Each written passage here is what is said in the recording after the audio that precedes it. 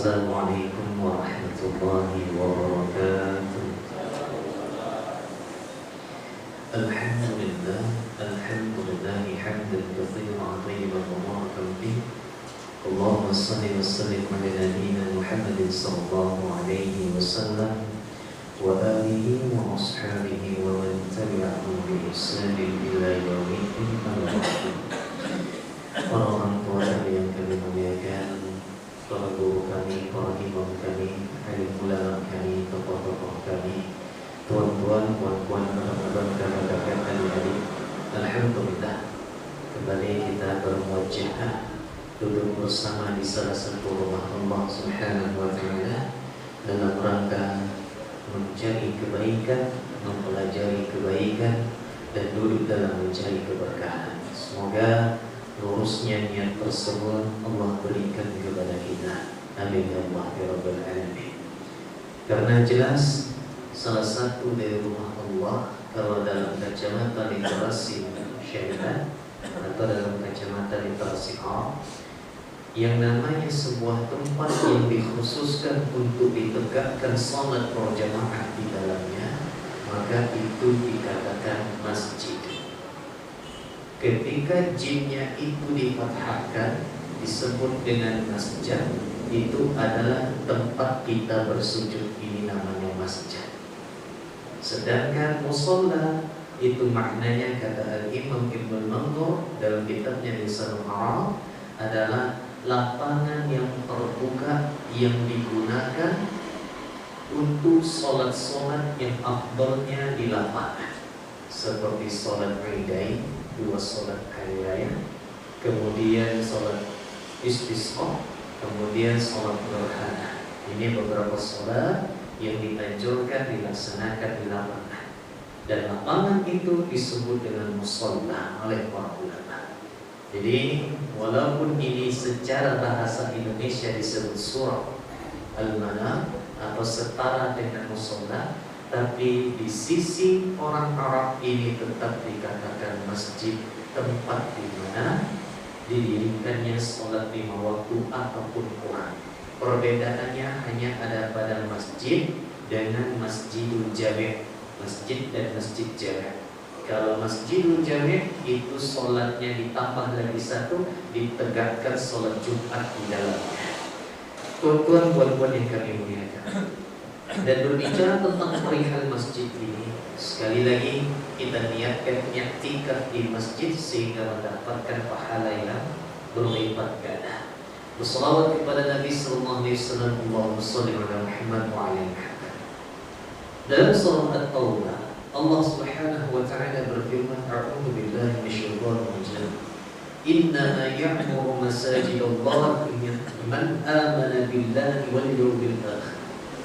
Orang-orang yang senantiasa memakmurkan masjid itu, kata Allah Subhanahu wa Ta'ala, mereka yang jujur dalam memakmurkan rumah-rumah Allah itu, ciri-ciri yang pertama adalah man amana billahi wal yawmil akhir.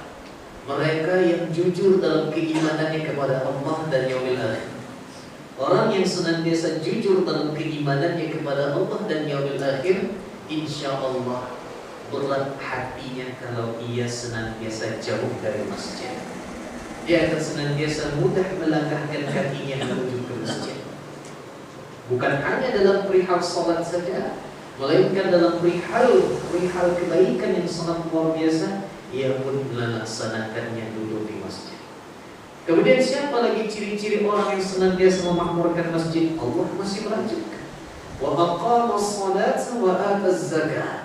Mereka yang senantiasa menegakkan sholat dengan bersungguh-sungguh dan menunaikan zakat. Kemudian walam yakhsha illallah. Mereka tidak takut kepada siapapun kecuali hanya kepada Allah. Maka Allah pun melanjutkan, fa'asa ulaika ayyakunu minal muhtadin.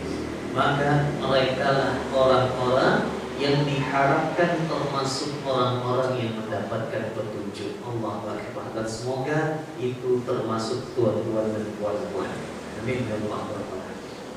Rasulullah SAW juga diriwayatkan dari Nabi SAW ketika beliau menafsirkan ayat ini, beliau bersabda, idza ra'aitumur rajula ya'tad masjida fashhadu lahu bil iman.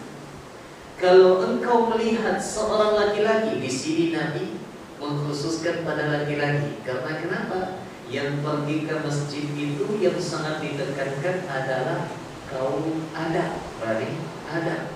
Bukan berarti ibu-ibu gak ke masjid juga. Silahkan, kata Nabi sallallahu alaihi wasallam, kalau ada muslimah yang ingin pergi ke masjid, janganlah engkau menghalanginya. Cuma wanita ini dapat 2 pahala. Kalau mereka pergi ke masjid dapat 27 kali lipat. Kalau muslimah ibu-ibu kita yang sholat di rumah tetap mendapatkan pahala yang lebih besar daripada yang bapak-bapaknya. Kalau yang bapak-bapaknya kita ini kalau sholat di rumah 1 pahalanya cuma. Kalau di masjid baru dikali 27. Beda dengan seorang muslimah. Dia sholat ke masjid dapat 27 kali lipat pahala. Sholat di rumah pun mendapatkan keutamaan yang sangat besar. Allahu Akbar. Oleh karena itu, inilah perbedaan dalam penilaian pahalanya. Bapak Ibu yang kami muliakan.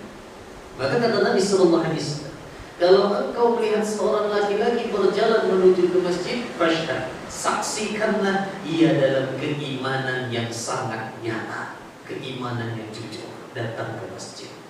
Rasulullah sallallahu alaihi wasallam juga bersabda dalam hadis riwayat Imam At-Tabrani, hadis sahih, man ghada ila al-masjid la yuridu illa an yata'allama khairan aw yu'allimahu kana lahu ka ajri hajjin tamman hajjatun. Siapa yang berangkat menuju masjid, kata Nabi sallallahu alaihi wasallam, hanya untuk belajar kebaikan atau mengajarkannya, berarti fungsi masjid bukan hanya untuk sholat berjamaah saja. Salah satu fungsi besar masjid adalah majelis ta'lim muslimin. Kemudian kata Nabi sallallahu alaihi wasallam, barang siapa yang sengaja datang ke masjid, tidaklah ia kecuali hanya untuk mempelajari kebaikan atau mengajarkannya, maka ia akan mendapatkan pahala haji secara sempurna. Allahu Akbar. Bukan berarti setelah ini Bapak Ibu tak ada niat haji lagi. Beda hitung-hitungan, matematika syariat itu berbeda. Lantas bagaimana cara memakmurkan masjid ini Bapak Ibu yang kami hormati? Pertama, memakmurkan masjid secara zahiriyahnya. Memakmurkan masjid secara zahiriyahnya. Ini kayaknya di luar tema nih Bang. Ya, tema kita kan sunnah-sunnah sholat yang mungkin terlupakan. Ya, saya rasa kemarin sempat lupa membincangkan, tapi sudah dibuat pamfletnya, platform apa namanya, kanvanya atau posternya sudah dibuat. Rencananya mau ganti tema dengan sunnah-sunnah yang terlupakan di dalam masjid. Karena kalau berbicara tentang sholat pasti berhubungan dengan masjid terlebih dahulu. Insya Allah ini jadi tema kita selanjutnya. Maka kita perpanjang. Bagaimana cara memakmurkan masjid? Pertama secara zahirnya dulu. Kata Nabi sallallahu alaihi wasallam, man bana masjidan lillah, siapa yang membangun masjid karena Allah, kama hasin qatatin aw asghar, walaupun ia berinfak hanya sebesar selubang tempat burung bertelur atau lebih kecil. Kalau bahasa kita, siapa yang membangun masjid walaupun ia hanya berinfak 1 buah batu bata. Nah, itu bahasa kita sekarang. Maka kata Nabi sallallahu alaihi wasallam, "Ballallahu lahu baitan fil jannah." Allah bangunkan rumah untuknya di surga. Hanya 1 buah batu bata saja. Bayangkan, apalagi kalau Bapak Ibu berinfak pembangunan masjid lebih dari itu. Tentu niatnya lillahi ta'ala, bukan karena ada unsur-unsur lainnya. Allahu Akbar. Aisyah radhiyallahu anha juga berkata, cara memakmurkan masjid secara zahirnya adalah amara Rasulullah sallallahu alaihi wasallam bi bina'il masajid fi tur wa an tunazzafa wa tutayyaba. Hadis Imam Abu Daud rahimahullah. Apa kata Aisyah radhiyallahu anha? Rasulullah SAW memerintahkan kami untuk membangun masjid di perkampungan-perkampungan, kemudian membersihkannya dan memberinya wangi-wangian. Biasanya kalau orang Timur Tengah memberi wangi-wangian untuk masjidnya itu terkenal dengan bukhur, ya, atau bakhur, terkenal dengan bukhur itu yang dibakar pakai arang portable, kemudian ditaruh sesuatu di atasnya. Nah, kalau bahasa kita bukhur itu mungkin maknanya keminyan, Bapak Ibu.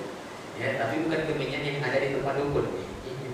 Horor pula dari masjid kita. Nah, nah, apalagi sekarang sudah ada tempat yang semprot parfum itu juga biasanya disemprot di sejadah, atau hanya berupa stella pun juga alhamdulillah wangi juga masjid. Insyaallah ta'ala. Ya, jadi ini diperintahkan oleh Nabi SAW, dianjurkan membersihkan masjid, kemudian memberikannya wangi-wangian. Kemudian Bapak Ibu kami muliakan, jangan sampai kita hanya memikirkan kemewahan masjid saja. Apa kata Nabi sallallahu alaihi wasallam?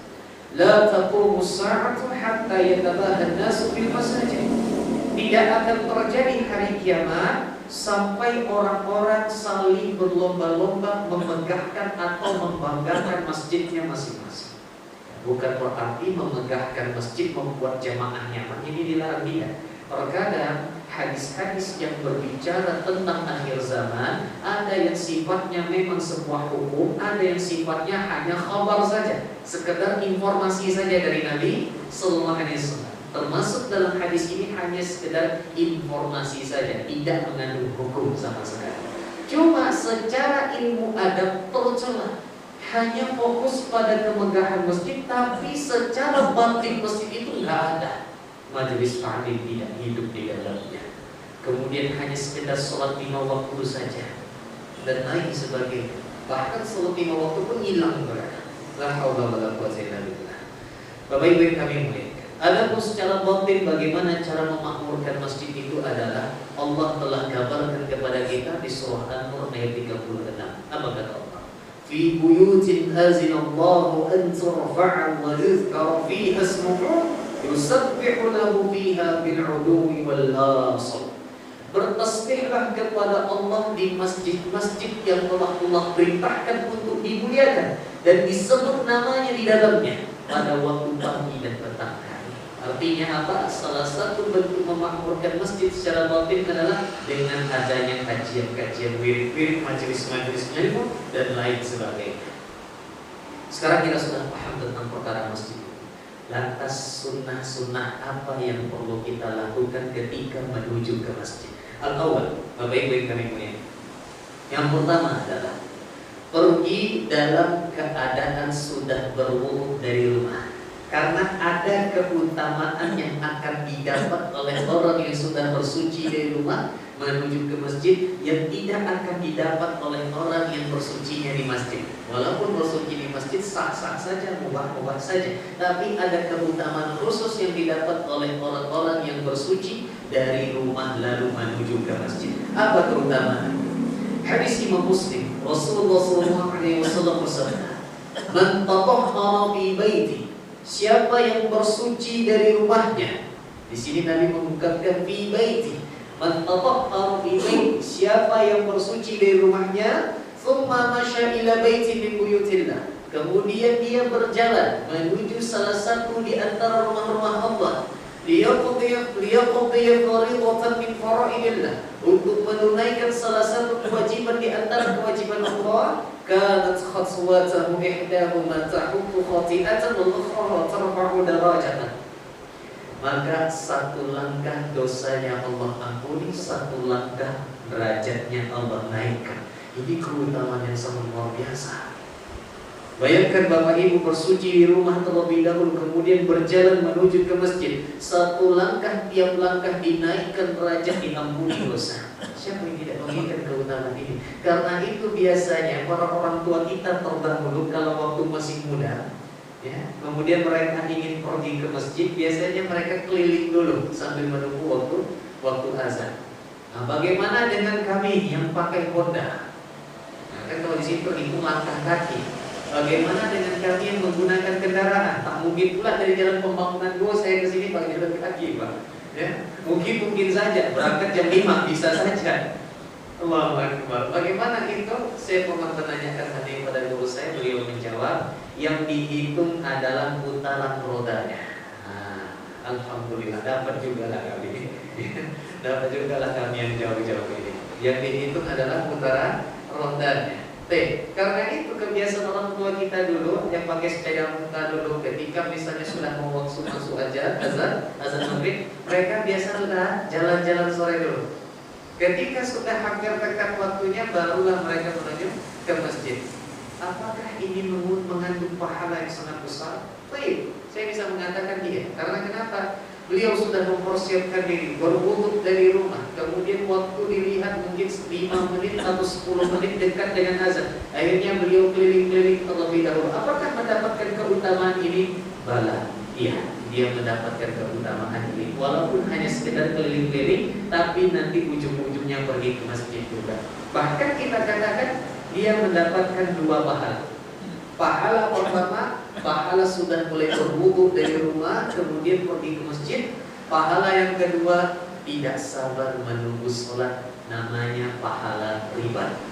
Ya, orang yang sengaja menunggu waktu sholat karena rasa kerinduannya bertemu dengan Allah, dia telah mempersiapkan dirinya menuju kepada Allah, maka kata Nabi sallallahu alaihi wasallam, dia mendapatkan pahala ribat. Apa ribat ini? Ribat ini adalah orang-orang yang bertugas ketika terjadi peperangan antara daerah muslim dengan daerah musuh. Dia berada di pertengahan Bapak Ibu. Dia menjaga keamanan kaum muslimin, bisa saja nyawanya yang terancam. Maka pahalanya disebut dengan pahala ribat yang sangat besar jumlahnya. Dan pahala itu bisa didapat dengan sudah mempersiapkan diri menuju azan yang selanjutnya karena rasa kerinduan kepada Allah Subhanahu wa taala. Allahu Akbar. Yang kedua, adab kita yang kedua ketika menuju ke masjid atau berada di dalam masjid adalah menjauhkan diri dari bau-bau yang tidak enak, baik itu dari mulut ataupun dari badan.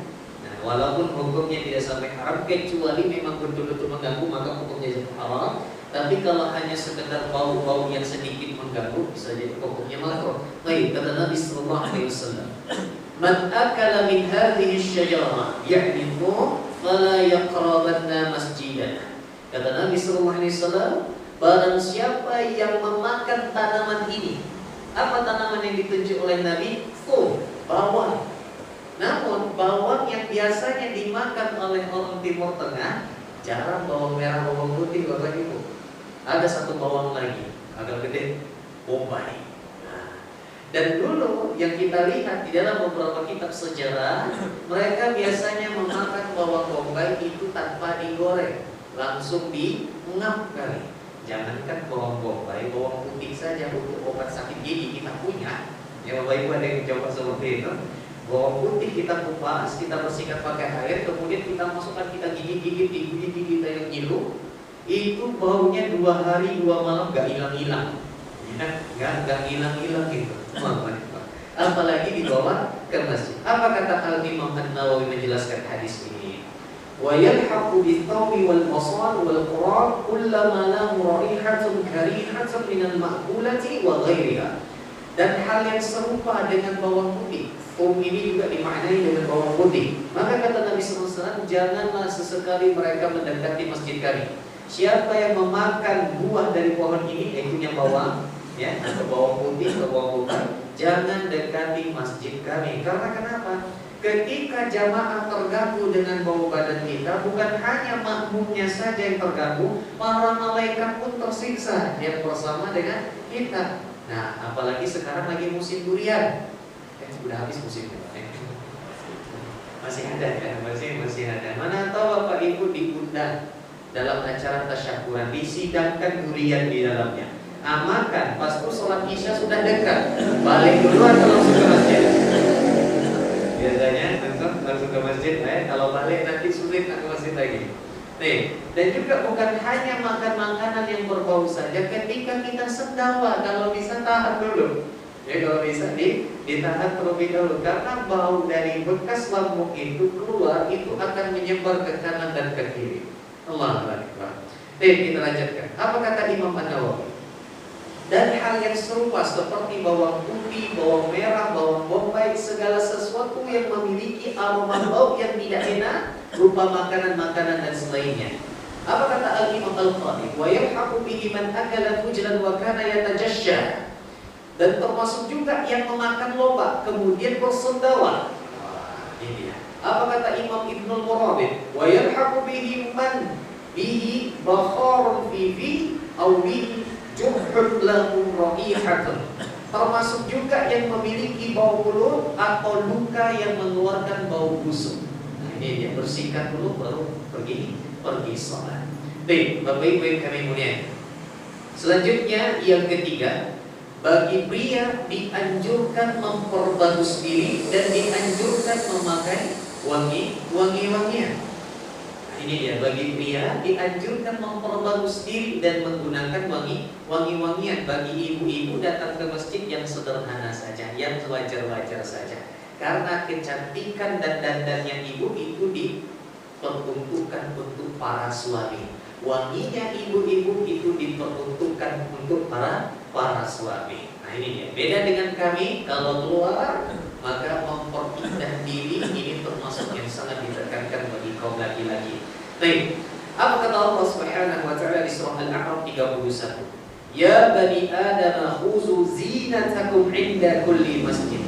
Wahai bani Adam, kata Allah Subhanahu wa taala, pakailah pakaian kalian yang indah di setiap memasuki masjid. Alhamdulillah kalau saya lihat ini aman-aman semuanya. Terkadang ada yang pergi ke masjid, Bapak Ibu yang kami muliakan, pakai baju kaos, lambangnya tengkorak. Lambangnya tengkorak, apalagi bertuliskan tulisan yang tak layak. Ya, apa tulisannya? Salah satunya saya tak nyebut baik. Ya, bahkan ada gambar yang mengacungkan jari tengah pas di belakang punggungnya. Apalagi datang ke masjid menggunakan pakaian simbol agama lain. Agama lain. Allah. Jangankan simbol agama lain, kalau ada gambar-gambar makhluk hidup saja, itu sama Nabi ketika Nabi sholat di hadapannya, itu Nabi sholat sunnah, di hadapannya ada tirai yang bergambar. Kemudian Nabi terganggu, apa karena Nabi kembalikan ini, robek tirai ini, ya robek tirai ini, jadikan dia, ya misalnya jadi bantal, kain sarung dan lain sebagainya, atau jadi kain lakna. Ini dia perintah dari Nabi kepada Aisyah radhiyallahu anha. Apalagi dekat-dekat 2024 kalau dapat kaos gratis, kalau dapat kaos gratis jangan dibawa ke masjid, bawa di luar saja. Nah, nanti bahaya makmum yang belakang saf kedua tengok nanti, oh dukung nomor ini nanti. Allah Akbar. Saya tidak ikut-ikutan masalahnya. Kemudian kata Al-Imam Ibnu Katsir, az-zina dengan ya yang dikasrohkan ada 4 di situ, ya bukan zina tapi az-zina dengan ya yang dikasrohkan, artinya perhiasan, maksudnya adalah al-libas, pakaian, wa huwa ma yuwari sawah, yaitu pakaian yang menutupi aurat. Wa li hadhil ayat wa ma warada fi ma'naha minas sunnah. Dan juga berdasarkan ayat ini, hadis ini mengutarakan masalah yang semisal dan ini disunnahkan. Yustahabbu tajammulu 'inda shalah, disunnahkan bertajamul, berindah-indahan ketika mendekati salat. Ini dia. Ibu-ibu boleh juga berindah-indah tapi jangan tabarrus, jangan berlebihan. Jangan berlebihan. Jangan pula ibu pergi surau ke mana, pakai pula pipi merah, hidungnya tebal, di sini ada pintinya pula lagi. Ya. Pas itu dikasih lagi ada beling-beling di bagian atas keningnya. La haula wala quwwata illa billah. Pakai pula parfum 1 drum lagi ke sini. Ya, nah ini berlebihan, tabarruj namanya. Baik, kita lanjutkan. Kemudian kata Imam Ibnu Katsir, di setiap sholat saja dianjurkan, apalagi di sholat Jumat. Ya, di sholat Jumat dan juga Yaumul Id, hari raya. Wa tibu li'annahu minaz zina, dan wangi-wangian termasuk perhiasan. Wasiwak, menggunakan siwak. Nah ini dia, menggunakan siwak juga penyempurna dari perhiasan itu sendiri. Dan berbicara perkara siwak, apa kata Nabi sallallahu alaihi wasallam? Laula an asyqa ala ummati la amartuhum bisiwaki 'inda kulli shalah. Seandainya tidak memberatkan umatku, maka akan aku perintahkan mereka menggunakan siwak di setiap mendekati salat. Nah ini teman-teman kita dari zaman tabligh biasanya mereka senantiasa menyiapkan siwak di kantongnya. Ini luar biasa, sunnah, salah satu sunnah yang sangat dianjurkan yang dipertahankan. Lantas kalau misalnya kita tidak punya kayu dari arak, ya nama siwak itu berasal dari kayu ranting pohon arak. Kalau kita tidak memiliki itu, apakah sikat gigi di rumah sudah dikatakan siwak? Baik itu menggunakan Ciptaden, Deli, Colgate dan lain sebagainya, apapun namanya. Yuk kita lihat perkataan Imam An-Nawawi. Wa yustahabbu ay yastaga bi'udin min ar. disunahkan bersiwak dengan ranting dari pohon arak, ya, atau wa bi ayyi syai'in istaka mimma yuzilu taghayyur, atau apapun yang dapat mengubah bau mulut juga disebut sunnah siwak. Jadi pasta gigi, sikat gigi yang Bapak Ibu gunakan setiap sebelum sholat itu sudah termasuk sunnah siwak itu sendiri. Alhamdulillah. Alhamdulillah. Cuma para ulama sepakat kayu arak itu lebih afdal. Insya Allah di sholat panjang untuk kayu siwak banyak dijual, ya, banyak dijual. Kalau misalnya tak bisa pakai yang kecil, beli yang besar. Karena saya punya trauma pakai kayu siwak yang kecil, patah di dalam, telan jadinya. Syukur telannya cuma sedikit, ya, syukur telannya cuma sedikit. Allah Akbar. Kemudian sebaik-baik warna pakaian, nah ini saya kenal nih, tak pakai baju putih. Ya, oke, baju putih. Sebaik-baik pakaian ya adalah pakaian yang berwarna putih. Namun Nabi juga mencintai warna lain selain warna putih. Apa itu? Warna hijau. Tak juga masuk Pak. tak juga masuk. Allah Akbar. Karena hijau adalah pakaian ahli surga. Kata Allah di surah Al-Insan 21, aliyahum thiyabu sundusin khudrun. Mereka memakai pakaian sutra halus yang hijau. Kemudian juga Rasulullah SAW juga pernah memakai dua pakaian menemui kami. Kata seorang sahabat ini, hadis Imam An-Nasai, hadis sahih. Jadi Nabi juga pernah menggunakan pakaian yang terpisah seperti yang kita gunakan, ya, yaitu pakai baju satu, pakai sarung satu. Nah, Nabi pernah melakukan itu dan warnanya adalah warna hijau. Namun, nah ini, bagaimana dengan hadis ini? Mana tahu nanti Bapak Ibu jumpai, beginilah pemahamannya. Jangan langsung mengatakan haram, sabar dulu. Apa hadisnya? Hadis riwayat Imam An-Nasai nomor hadis 5266. Hadisnya sahih. Ibnu Abbas radhiyallahu anhu berkata, nah, jangan terkejut nih Bapak Ibu. Nuhitu 'anis saubil ahmar. Aku dilarang untuk memakai pakaian warna merah. Ah, di bawah kena. Sabar dulu, tidak seperti itu pemahamannya. Sabar dulu. Sabar dulu. Satu cik naik. Sabar dulu. Kita bahas hadisnya dulu. Ibnu Abbas radhiyallahu anhu berkata, nuhiku 'anis saubil ahmar. Aku dilarang oleh Nabi menggunakan pakaian-pakaian warna merah. Wal khatamiz zahab, memakai cincin emas. Laki-laki jelas tak boleh pakai cincin emas. Kalau warna putih, emas putih pun tak boleh. Apapun istilah zahab.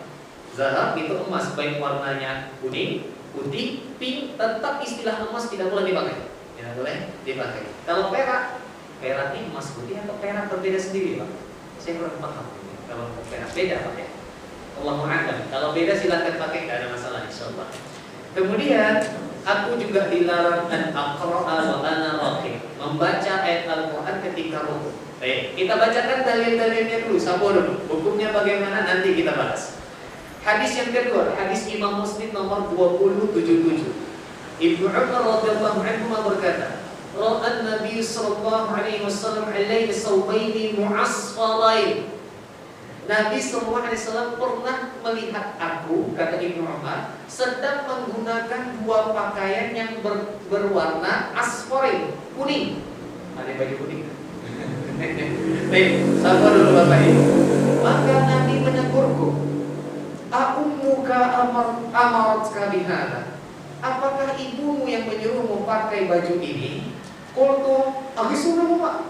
Aku katakan, aku akan mencucinya wahai Nabi SAW. Ibnu Umar ketakutan karena dia tahu larangan itu. Maka kata Nabi, jangan kau cuci, rumah bakor, dibakar. Hadis ini sahih. Nah, ini dia. Mana tahu Bapak Ibu ketemu hadis ini atau misalnya lihat ada kajian-kajian yang membahas ini. Maka bagaimana pemahaman fikihnya? Hadisnya tadi seolah-olah melarang ya Bapak Ibu ya. Yuk kita lihat di kitab Al-Mawsu'ah Al-Fiqhiyah Al-Qaidiyah jilid 633.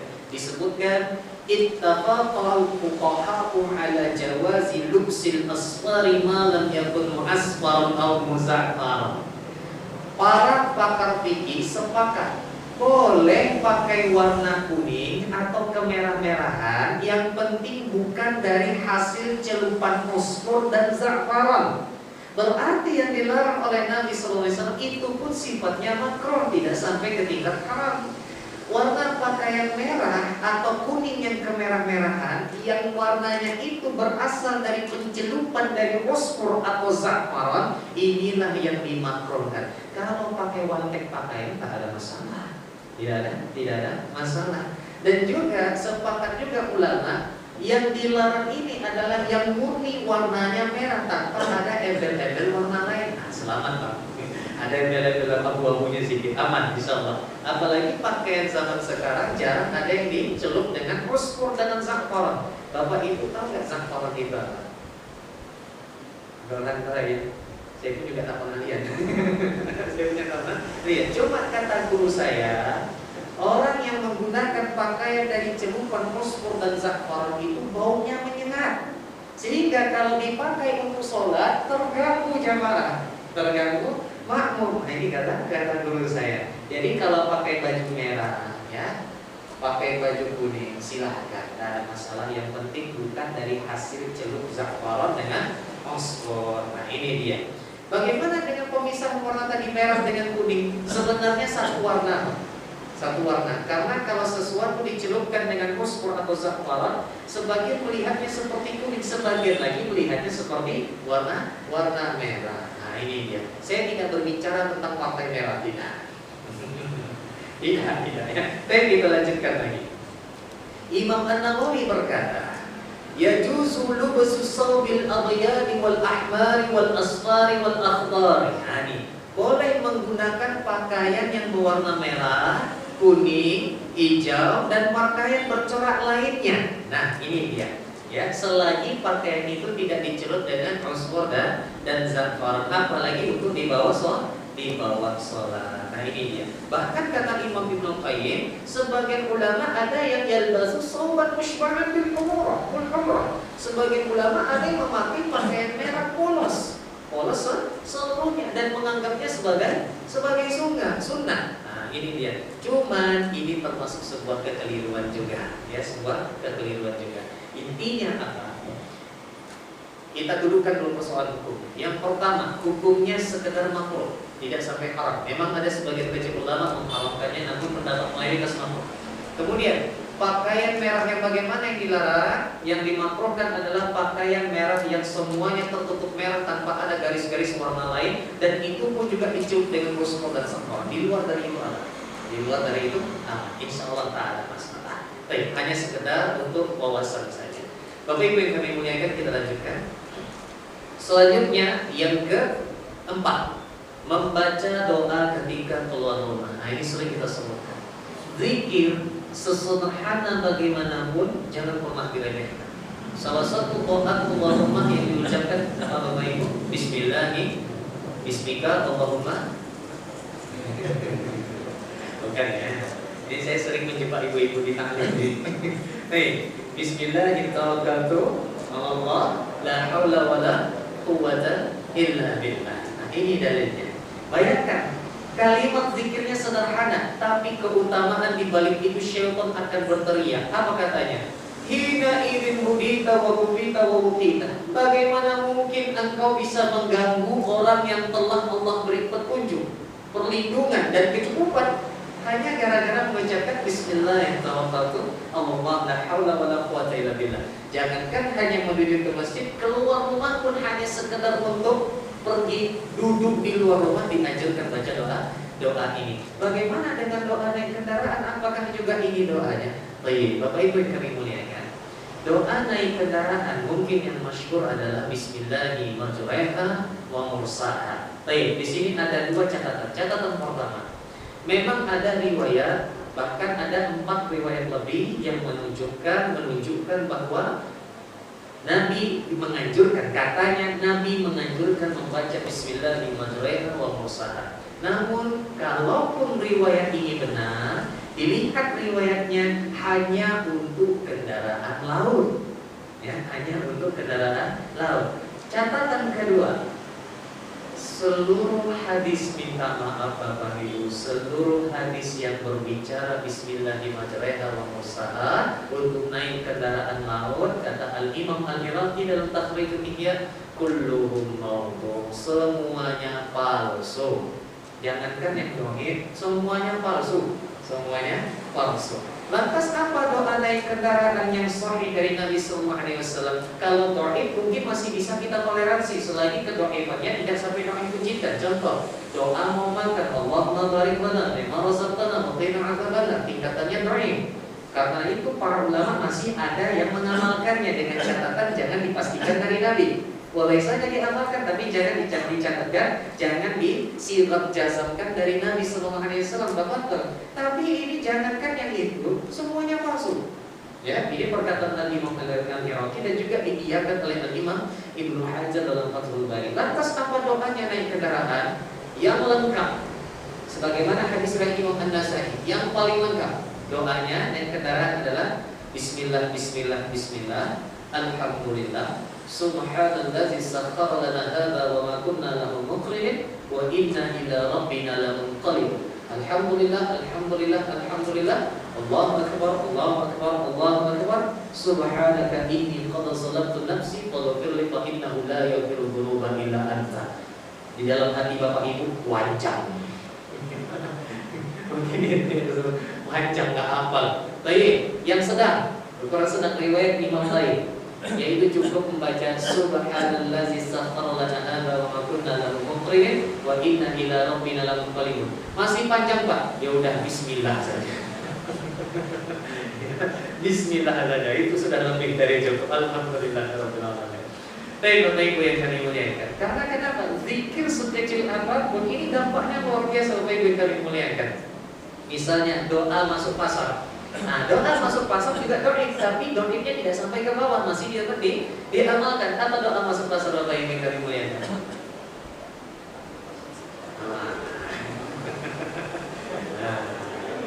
Insya Allah Bapak Ibu hafal, ya Bapak Ibu hafal. Karena Bapak Ibu ini betul.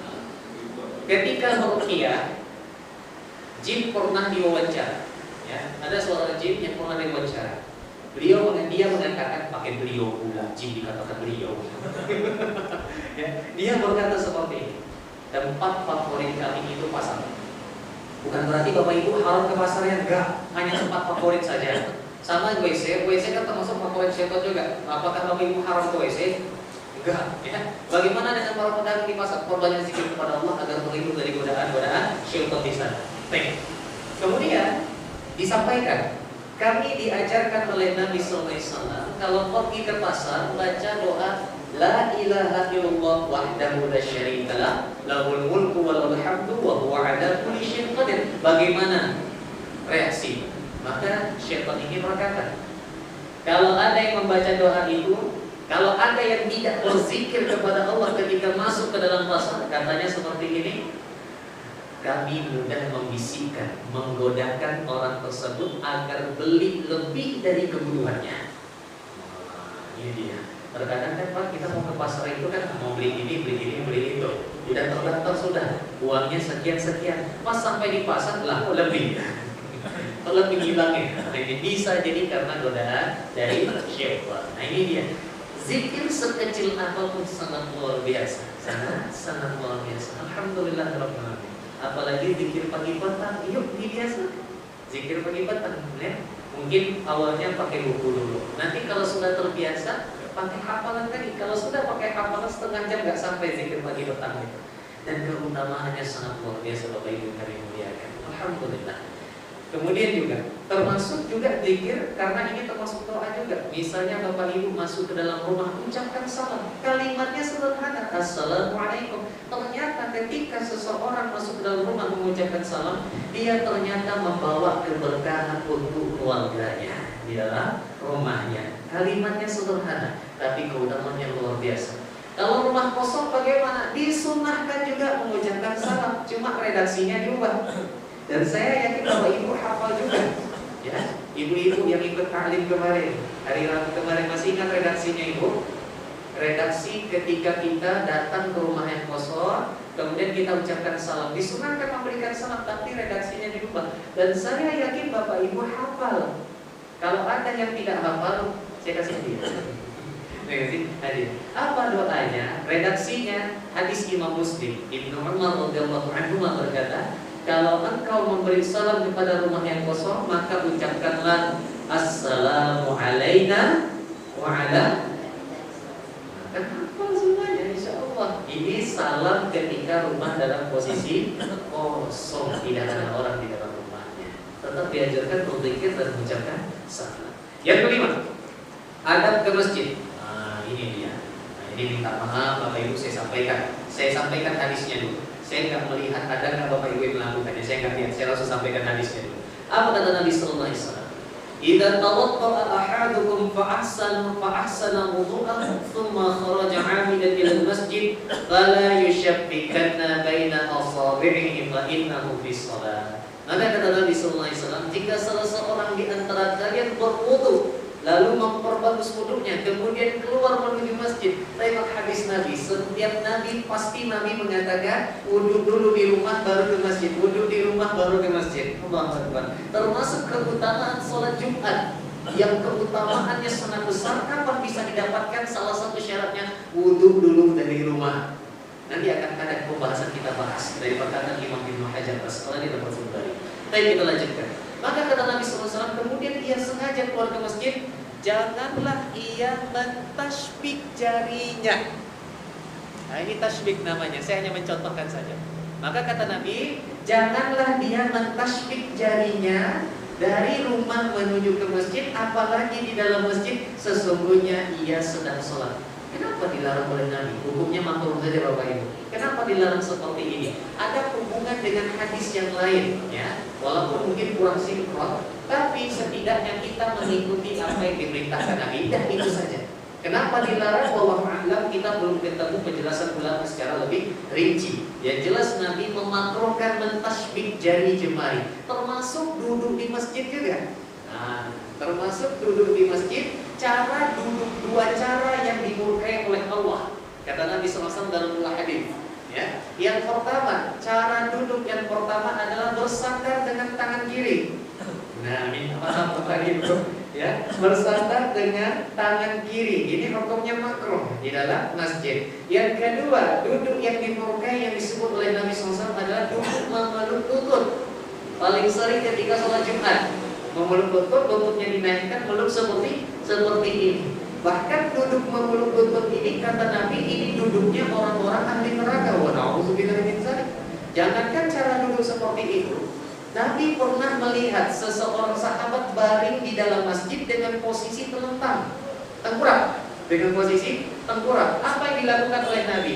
Disepak oleh Nabi. Bukan disepak gambaran kita kayak orang nendang bola, tidak. Itu kejam kali. Sepakan Nabi itu cuma hanya sekedar ingin menegur saja. Ya, sepakan kecil saja, kecil. Maka Nabi pun berkata, janganlah engkau tidur dengan tidurnya ahli neraka. Berarti Bapak Ibu yang sekarang sering minta dipijakin sama anak. Allah Akbar. Bagaimana hukumnya? Wallahu a'lam.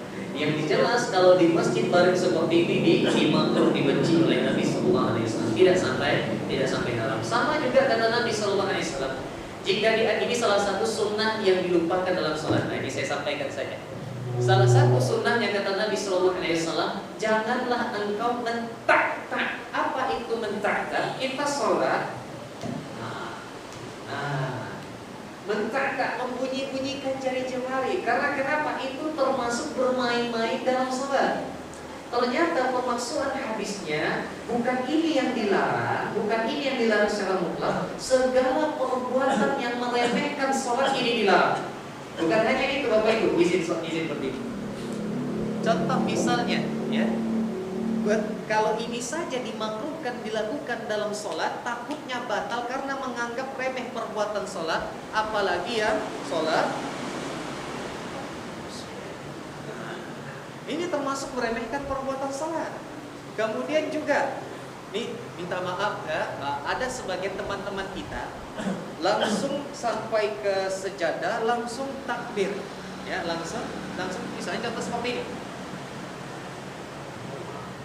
sabar dulu. Ya kejap berdiri dulu. Pasangkan niat baik-baik, ikhlas karena Allah. Ya, terlepas dari mengucapkan atau tidak, yang penting di hati kita sepakat.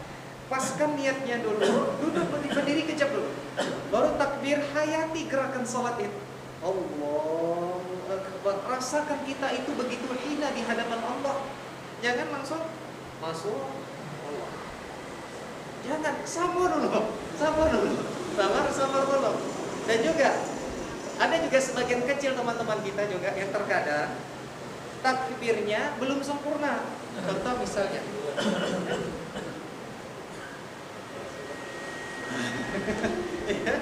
ini jari yang disunahkan adalah seperti ini, setentang dengan bahu, setentang dengan telinga. Boleh dipilih keduanya, sama-sama sahih, sama-sama betul. Boleh seperti ini, duduk berdiri kejap dulu, ikhlaskan dulu. Ini kita sedang menghadap Allah, ya.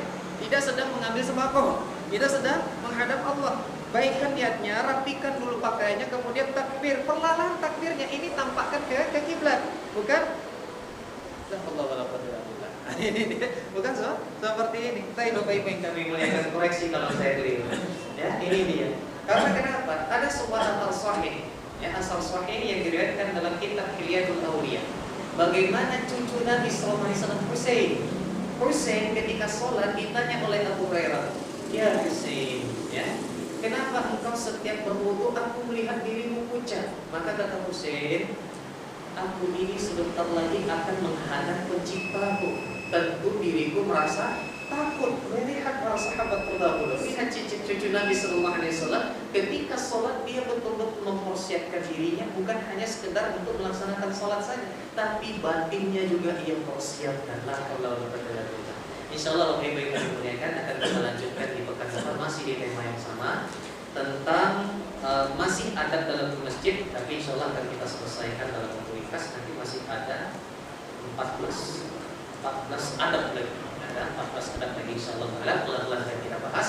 Mohon maaf kalau ada kekeliruan lisan, mohon petunjuknya kalau ada kekeliruan materi. Apa yang disampaikan tidaklah bersumber semua dari kitab-kitab para ulama insyaallah taala. Subhanallah bihamdihi, asyhadu an la ilaha illa anta, astaghfiruka wa atubu ilaik. Assalamualaikum warahmatullahi wabarakatuh.